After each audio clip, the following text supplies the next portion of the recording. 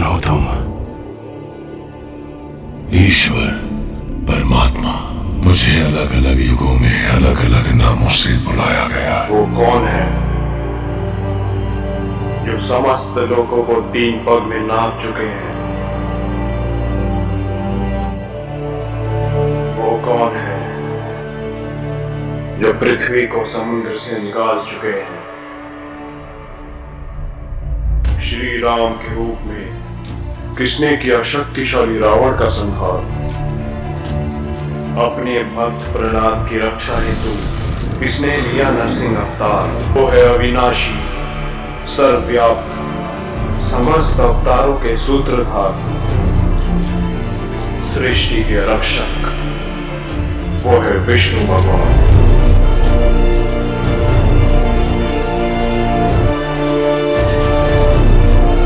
प्रमाण पद्म पुराण की 2 कथाएं हैं।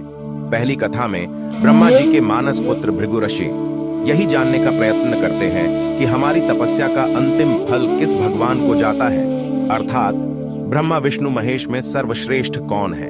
तभी वहां पर नारद जी प्रकट हो जाते हैं और भृगु ऋषि को प्रणाम करते हैं। भृगु ऋषि नारद जी से पूछते हैं कि हे नारद जी, इस ब्रह्मांड का परब्रह्म परमात्मा कौन है? ब्रह्मा विष्णु महेश में सर्वश्रेष्ठ कौन है? तब नारद जी बोलते हैं कि आप स्वयं ही परीक्षा लेकर देख लीजिए कि ब्रह्मा विष्णु महेश में जिस भगवान में सत्तम रज ये तीनों गुण नहीं हो, वही ईश्वर है, क्योंकि ईश्वर इन तीनों गुणों से परे है। भृगु ऋषि सबसे पहले परीक्षा लेने ब्रह्मा जी के पास ब्रह्मलोक में जाते हैं। वहां ब्रह्मा जी नृत्य संगीत में मोहित रहते हैं और द्वार पर आए भृगु ऋषि का अपमान कर देते हैं। तभी भृगु ऋषि गुस्से में ब्रह्मा जी से आदर करने की बात बोलते हैं। तो इस बात पर ब्रह्मा जी क्रोधित होकर बोलते हैं कि तुम मेरे ही पुत्र होकर मुझे ही आदर का पाठ पढ़ा रहे हो, चले जाओ यहां से, नहीं तो मैं तुम्हें श्राप दे दूंगा। यह बात सुनकर भृगु ऋषि समझ जाते हैं कि ब्रह्मा जी भी ईश्वर नहीं है। फिर भृगु ऋषि परीक्षा लेने शिव जी के पास कैलाश पर जाते हैं। वहां शिव जी पार्वती के साथ एकांत में गुफा में बैठे होते हैं। भृगु ऋषि शिव जी को बाहर से पुकारते हैं, लेकिन शिव जी का ध्यान नहीं जाता तो भृगु ऋषि बिना अनुमति के गुफा में प्रवेश कर जाते हैं और शिव जी से आदर की बात करते हैं। तो इस बात पर शिव जी अत्यधिक क्रोधित हो जाते हैं और बोलते हैं, बिना अनुमति के गुफा में प्रवेश करके मुझसे ही आदर की बातें करते हो, चले जाओ, नहीं तो मेरा तीसरा नेत्र तुम्हें यहीं भस्म कर देगा। यह बात सुनकर भृगु ऋषि समझ जाते हैं कि शिव जी भी ईश्वर नहीं हो सकते।